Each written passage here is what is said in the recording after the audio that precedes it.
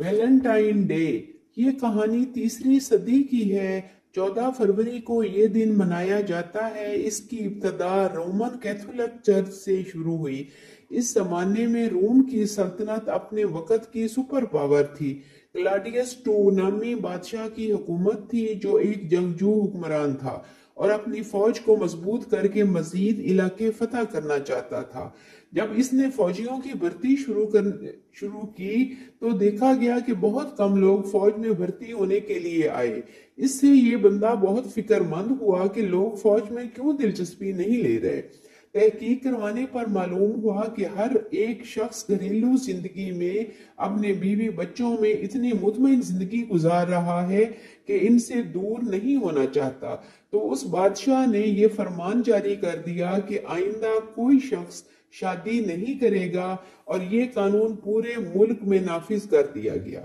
اسی ملک میں ایک عیسائی پادری تھا جس کا نام ویلنٹائن تھا۔ اس نے بادشاہ کے حکم کی مخالفت کی اور نوجوان جوڑوں کی شادیاں کروانی شروع کر دی۔ کچھ عرصے تک تو یہ بات چھپی رہی، پھر ظاہر ہو گئی۔ جب بادشاہ کو پتہ چلا تو وہ بہت غضبناک ہوا، ویلنٹائن کو گرفتار کر کے جیل میں ڈال دیا۔ جیلر کی بیٹی ویلنٹائن کی محبت میں گرفتار ہوئی، اس سے ملاقاتیں کرتی اور گلاب کے سرخ رنگ کے پھول اسے دیتی۔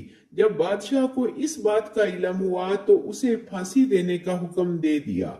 14 فروری کو ویلنٹائن کو پھانسی دے دی گئی، مگر مرنے سے پہلے اس نے اپنی محبوبہ کو ایک خط لکھا جس کے آخر میں جو الفاظ تھے ان کا ترجمہ یہ ہے کہ تمہارے ویلنٹائن کی طرف سے۔ نوجوان لڑکے اور لڑکیاں اس دن کو اظہار عشق کے طور پر مناتے ہیں۔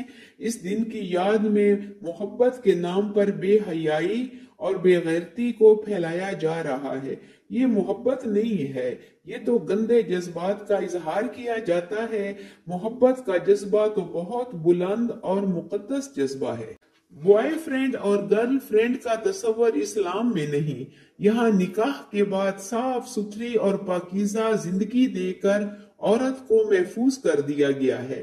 یورپ سے اس قسم کی رسومات اسلامی معاشرے میں آ گئی ہیں۔ مغرب کی عورت بے غیرت ہو کر نیلام کر دی گئی ہے، ٹیشو پیپر کی طرح استعمال کر کے پھینک دی جاتی ہے۔ مغربی دنیا خاندانی نظام سے محروم ہو چکی ہے۔ سوچنے کی بات یہ ہے کہ ہم مسلمان اس بیہودہ رسم کو کیوں مناتے ہیں؟ نہ تو یہ ہماری تہذیب کا حصہ ہے اور نہ ہمارا مذہب اس کی ہمیں اجازت دیتا ہے۔ مسلمان عورت کے بارے میں قرآن کے الفاظ تو یوں ہیں: محصنات غیر مصافحات ولا متخذات اخدان، پاک دامن عورتیں، نہ بدکاری کرنے والیاں اور نہ ہی چوری چھپے دوستی کرنے والیاں۔ مسلمان عورت کی محبت نکاح کے بعد شوہر کے لیے ہونی چاہیے، نہ کہ نکاح سے پہلے غیر لڑکوں کی۔